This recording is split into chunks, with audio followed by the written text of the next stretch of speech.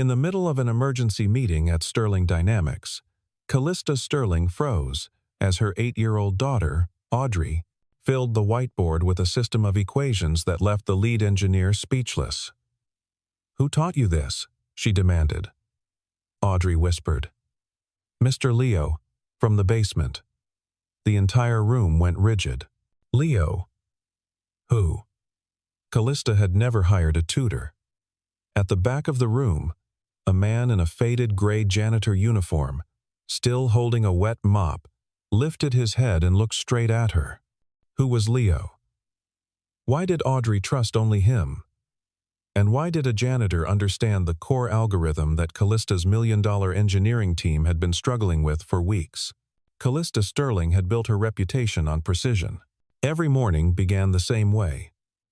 A review of key performance indicators, a conference call with investors before the markets opened, and a mental checklist of tasks that left no room for imperfection. Sterling Dynamics had become a leader in predictive analytics, and the pressure to maintain that position never eased. The company occupied 3 floors of a steel and glass tower in the financial district, where everyone moved with purpose and spoke in abbreviations that outsiders could not decode. That Monday, Audrey had arrived at the office because her nanny had called in sick. Callista had no backup plan. She settled her daughter in a small meeting room with coloring books and a tablet, hoping the day would pass without incident. But Audrey, restless and curious, had wandered into the employee pantry during the mid-morning lull. That was where she first encountered Leo Carter. He was 36, though the lines around his eyes suggested someone who had lived through more than his years implied. He wore the same gray uniform every day, moving through the building like a shadow, emptying trash bins and mopping floors. Most employees did not notice him. Those who did offered polite nods before returning to their screens. Audrey had been watching him carefully sweep up shattered glass from a dropped coffee pot when a shard rolled toward her shoe. Without thinking, she bent down to help. Leo glanced at her, surprised, then smiled faintly.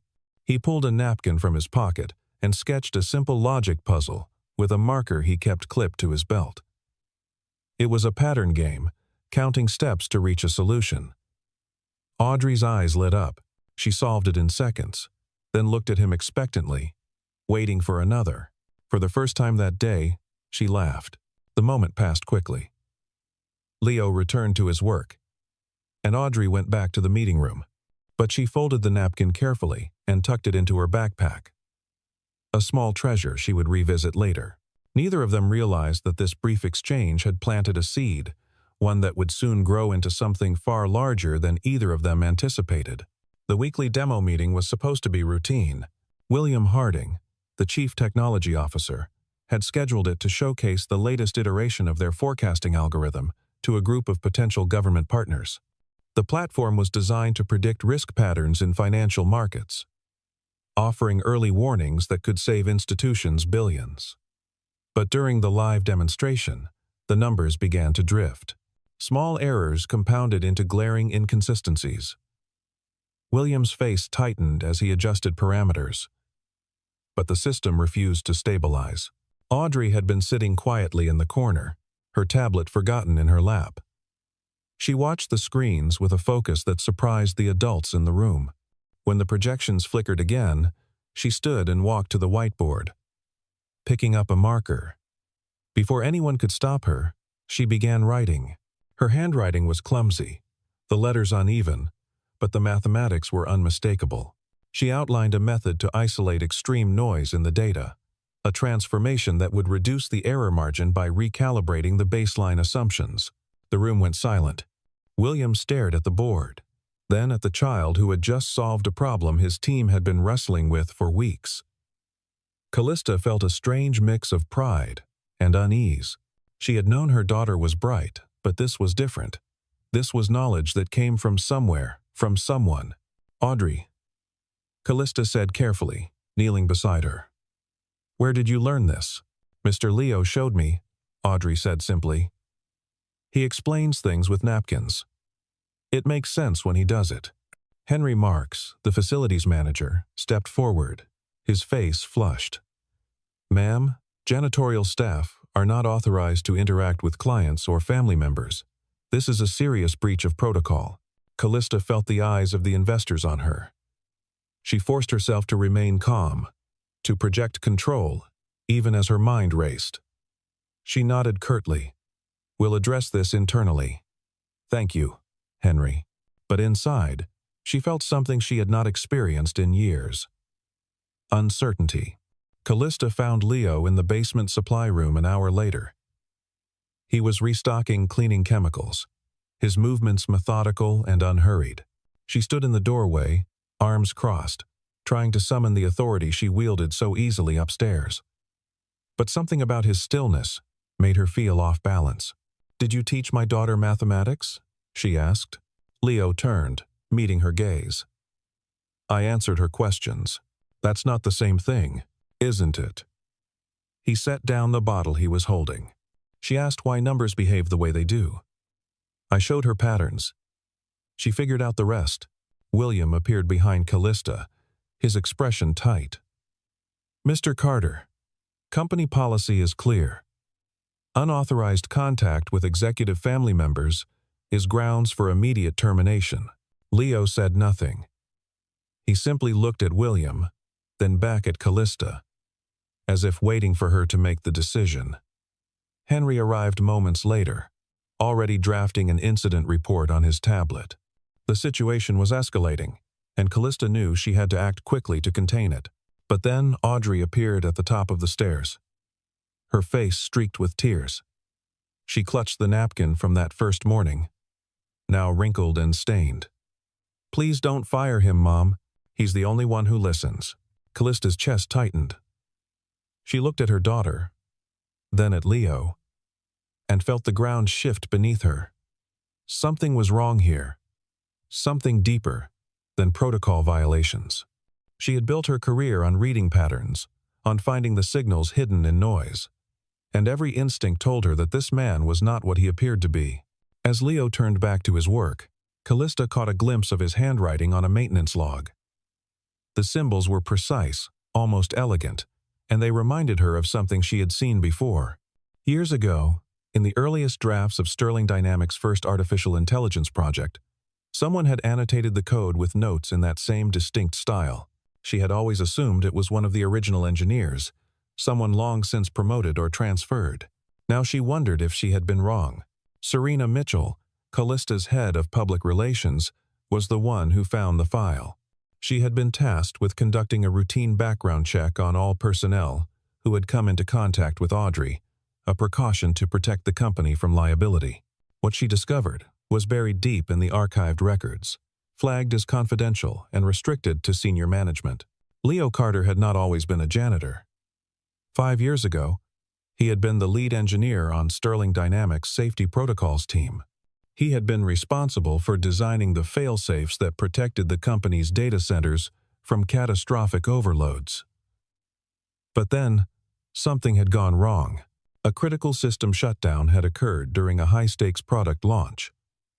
The incident had caused a brief but damaging outage, and the resulting investigation had placed the blame squarely on Leo. The report accused him of triggering an unnecessary emergency shutdown, costing the company millions in lost revenue and reputation.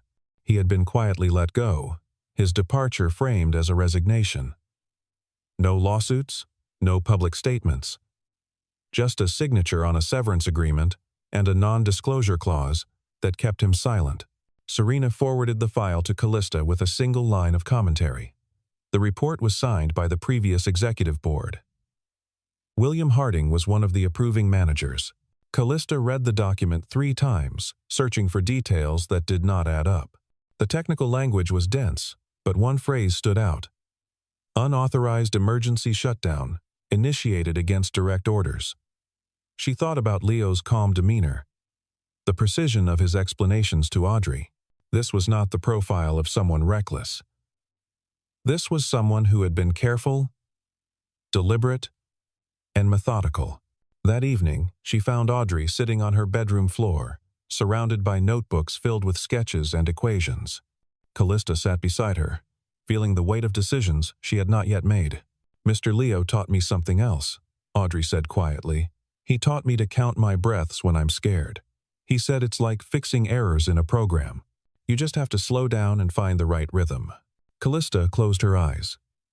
She had spent years teaching herself not to second-guess, not to doubt. But now, sitting with her daughter, she realized that certainty could be its own kind of blindness. The pressure from the board was immediate. By Tuesday morning, Callista had received 3 calls from investors expressing concern about the optics of the situation.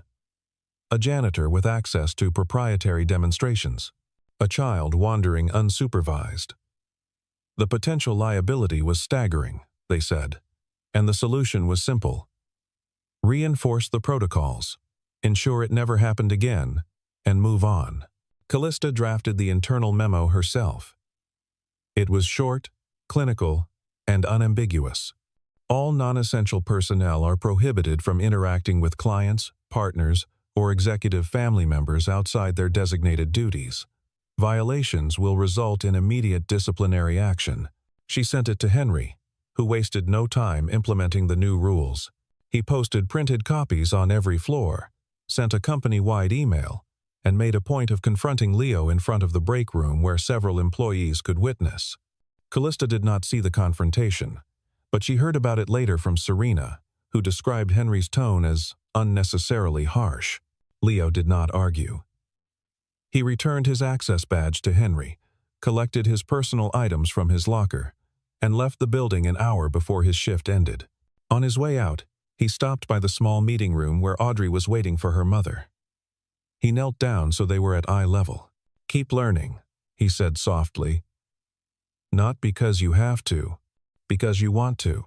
Audrey nodded, but her eyes were red. She watched him walk away, and something inside her went quiet. The consequences unfolded over the next 10 days. Audrey stopped asking questions. She completed her homework mechanically, without curiosity or joy. Her teacher, Vivian Porter, called Callista to express concern. The spark that had made Audrey stand out, the eagerness that had driven her to explore ideas beyond the curriculum, had disappeared. At the same time, Sterling Dynamics' algorithm continued to drift. The engineering team ran simulations, adjusted parameters, and consulted external experts. But the instability persisted. The government presentation was 2 weeks away, and confidence was eroding. Investors began to ask pointed questions. If the platform could not perform under controlled conditions, how could it be trusted with real-world applications? William assured them the issues were minor, that the team was close to a solution. But privately, he was running out of options. Callista sat in her office late one night, staring at the city lights below.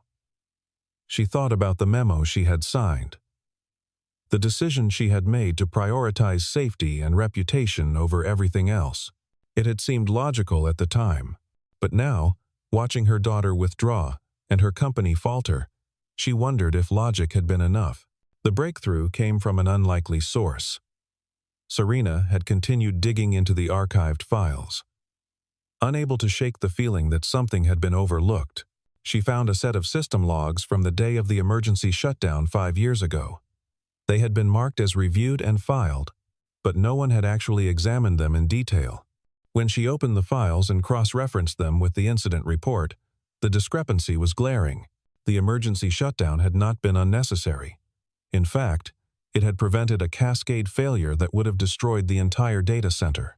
The logs showed temperature spikes in 3 server racks, a pattern that indicated imminent hardware failure. Leo had recognized the signs and initiated the shutdown protocol, overriding direct orders from William, who had insisted they push through to meet the product launch deadline. If Leo had obeyed, the resulting fire would have caused catastrophic damage, not just to equipment, but potentially to personnel. The report had omitted this context entirely. Instead, it framed the shutdown as an act of insubordination, a failure to follow leadership directives. Serena found an email buried in the archives, sent from William to the board the day after the incident. In it, he argued that acknowledging the near miss would damage investor confidence and suggested framing Leo's actions as a judgment error rather than a life-saving decision. Serena printed the logs and the email, placed them in a folder, and walked into Callista's office without knocking. "You need to see this," she said. Callista read the documents in silence. When she finished, she set them down and stared at the wall for a long time. She thought about Leo's quiet resignation, the way he had accepted blame without defending himself. She thought about the non-disclosure agreement he had signed, the one that had kept him silent for 5 years. And she thought about Audrey, who had seen something in him that the rest of them had missed. "The presentation is in 8 days, Serena said. "If we go forward with the current system, we're going to fail." Publicly, Callista nodded slowly. "Find him." It took 3 days to locate Leo. He was not listed in any current employee databases, and his forwarding address from 5 years ago had long since expired. Serena eventually tracked him down through a contact in the facilities department, who remembered that Leo had mentioned living near the industrial district on the east side of the city. Callista drove there herself, ignoring Serena's offer to send someone else. The neighborhood was a patchwork of low-rise apartments and small workshops, the kind of place where people worked hard and kept to themselves. Callista found Leo's building wedged between a laundromat and a corner store. She climbed the narrow stairs to the 3rd floor and knocked on the door marked 308. Leo answered, his expression shifting from surprise to wariness. He wore jeans and a faded t-shirt, a far cry from the gray uniform she had grown accustomed to seeing. Behind him, she could see a small apartment, cluttered but clean. On the kitchen table sat a heart rate monitor and a stack of medical pamphlets. "Miss Sterling," he said evenly, "I wasn't expecting you." "I need to talk to you," Callista said. "May I come in?" Leo hesitated, then stepped aside. As she entered, Callista noticed a boy, perhaps 10 years old, sitting on the couch with a book. He looked up, his gaze curious but cautious. Leo introduced him as Ethan, his son. The boy had a medical alert bracelet on his wrist, and Callista remembered the heart monitor on the table. "Ethan has a mild heart condition," Leo explained. "Nothing life-threatening, but it requires monitoring. That's part of why I took the janitorial position. The hours were flexible, and the insurance covered his treatments." Callista felt something inside her crack. She had judged this man, signed a memo that ended his employment, without ever asking why he had taken the job in the first place. She sat down across from him, struggling to find the right words. "I'm sorry," she said finally, "for what happened 5 years ago, and for what happened last week. I should have asked questions before I acted." Leo studied her for a moment, then nodded. "Why are you here now?" "Because I was wrong," Callista said, "and because I need your help. The algorithm is failing, and I think you're the only one who can fix it." She explained the situation, the presentation, the stakes. She told him about the logs Serena had found, the evidence that he had been right all along. She offered him a temporary consulting contract, anonymous if he preferred, with terms that would allow him to work remotely and maintain his privacy. But Leo shook his head. "I'll help," he said, "but only if you agree to 3 conditions. First, no more scapegoating.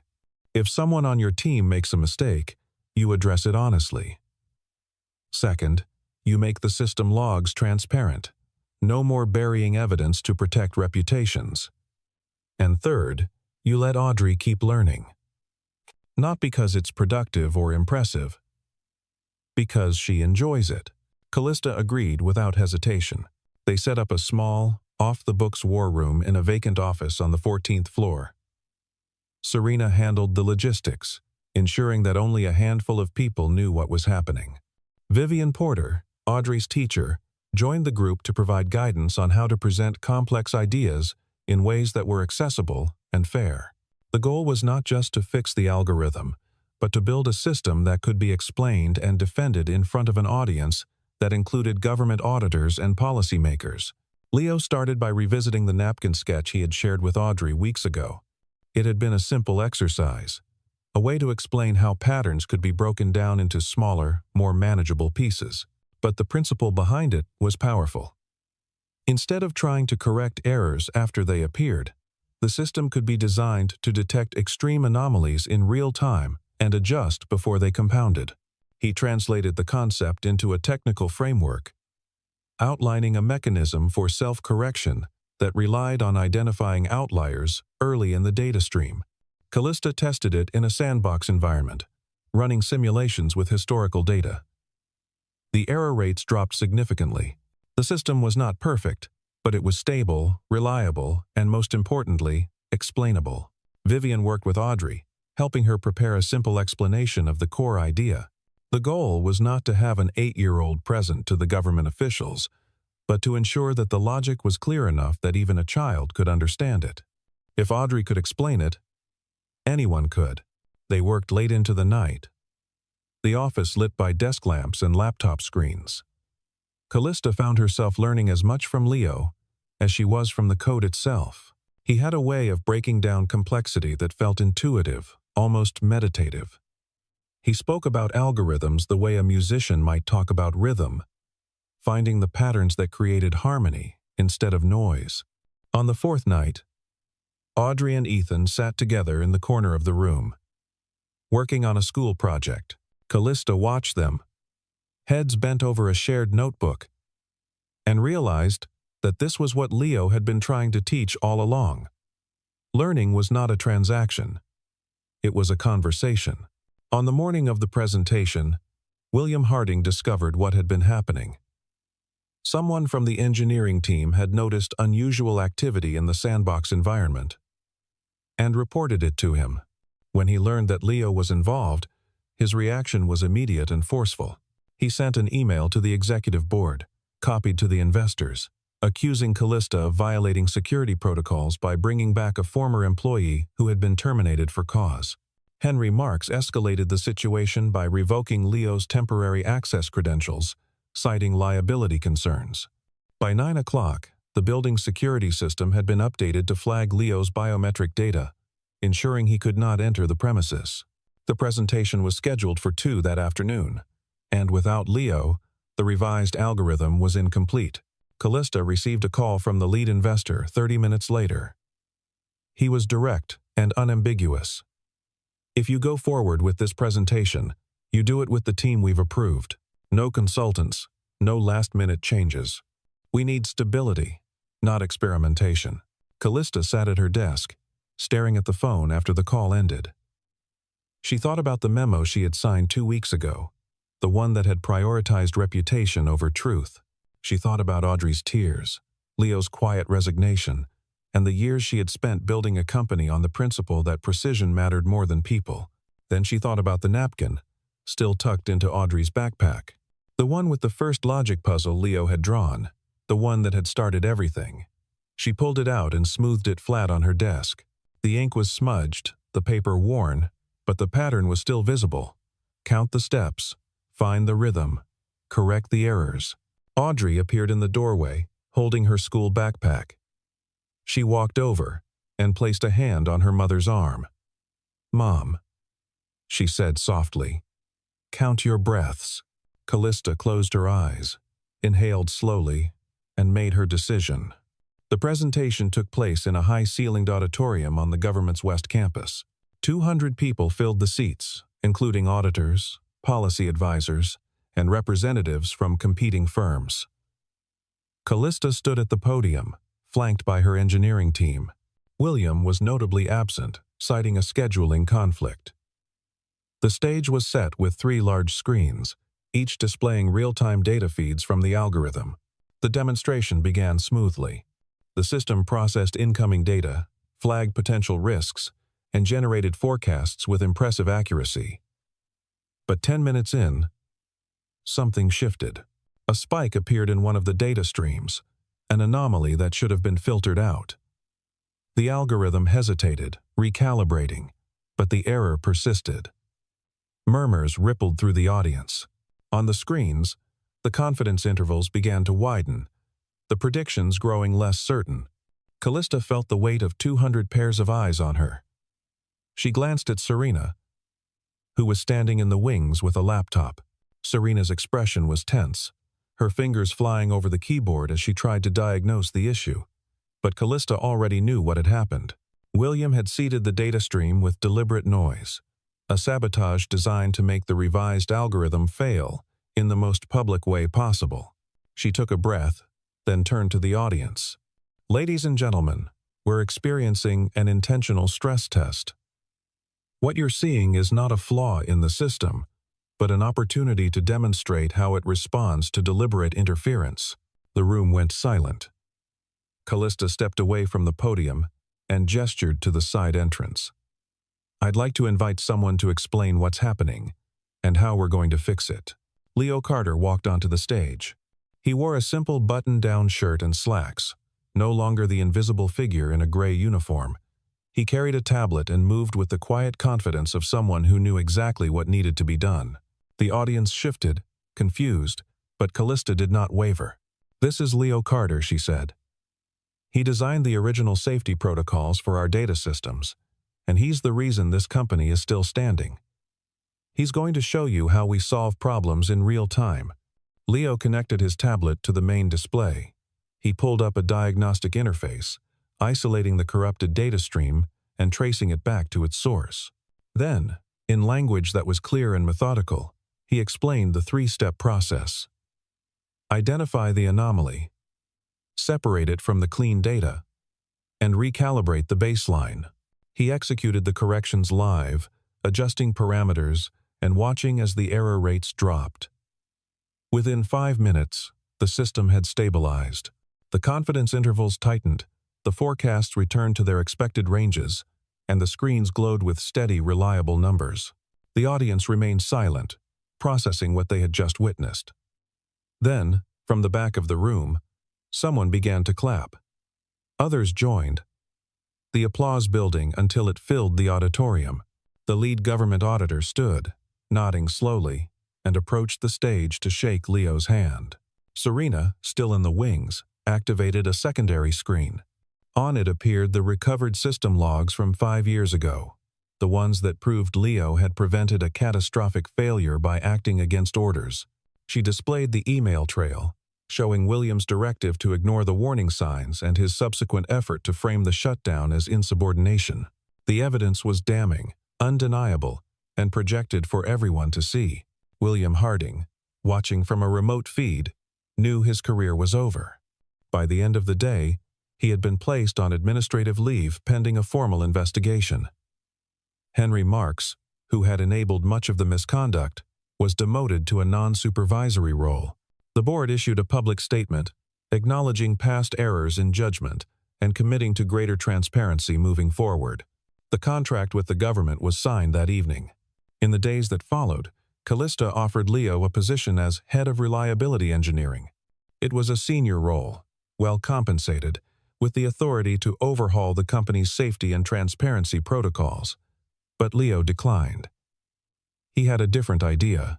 "I want to create something smaller," he said. "A learning lab. Not for executives or high performers. For the kids of the people who keep this building running. The ones whose parents clean the floors, fix the wiring, stock the kitchens. They deserve a place to ask questions, too." Callista agreed immediately. They named it the Audrey Lab, a small classroom on the ground floor equipped with whiteboards, computers, and a library of books on mathematics, science, and logic. Leo would teach there 3 afternoons a week, working with children who had been overlooked by traditional systems. Ethan would be one of the first students, along with Audrey. 2 months later, Audrey and Ethan entered a citywide competition called Math in Motion, a challenge that required students to design a physical model demonstrating a mathematical concept. They built a kinetic sculpture based on the napkin sketch, a series of interconnected levers and counterweights that illustrated how errors could cascade or self-correct, depending on the system's design. They won first place in their age category. Callista attended the awards ceremony, sitting in the audience beside Leo. When Audrey's name was called, she walked to the stage with confidence, holding the worn napkin in one hand and the trophy in the other. She looked out at the crowd and began to speak. "I learned that the best teachers don't always sit at the front of the classroom," she said. Sometimes they wear uniforms nobody notices. And the hardest problems aren't about finding the right answer. They're about learning to trust the people who help you ask the right questions. The applause was long and heartfelt. Callista felt tears sting her eyes, something she had not allowed herself to do in years. She glanced at Leo, who was smiling quietly, his hands folded in his lap. Ethan sat beside him, beaming with pride. After the ceremony, the three of them walked out into the late afternoon Sunday. The city was loud and busy, indifferent to their small victories, but it did not matter. They had found something rare and valuable, a space where curiosity could flourish without fear, where mistakes were not punishments but opportunities to learn. Callista had changed too. She left the office earlier now, making time for dinners with Audrey, for conversations that were not hurried or transactional. She asked questions instead of issuing directives, listened instead of solving. The company continued to grow, but its culture began to shift. Employees noticed that transparency was no longer a buzzword, but a practice, that admitting uncertainty was no longer seen as weakness. Leo remained in the background, content to work in his lab and teach children who reminded him why he had fallen in love with engineering in the first place. He and Callista developed a friendship that was quiet and unhurried, built on mutual respect and the shared understanding that the best solutions often came from the most unexpected places. On a warm evening in early spring, the Audrey lab hosted an open house. Parents and children filled the small room, examining projects and asking questions. Callista stood near the door, watching Audrey explain a geometric proof to a younger student. Leo was nearby, guiding Ethan through a coding exercise. The room buzzed with energy, with the kind of laughter and curiosity that could not be manufactured or mandated. Serena appeared at Callista's side, holding 2 cups of coffee. "You know," she said, "this is going to cost the company money." "The lab doesn't generate revenue," Callista smiled. "Some things are worth more than profit." As the sun set, casting golden light through the windows, Callista realized that this was the moment she had been searching for all along. Not the board meetings or the investor calls or the accolades, but this, a room full of people learning together, asking questions and finding joy in the process. It was messy and imperfect and beautifully human, and it was enough.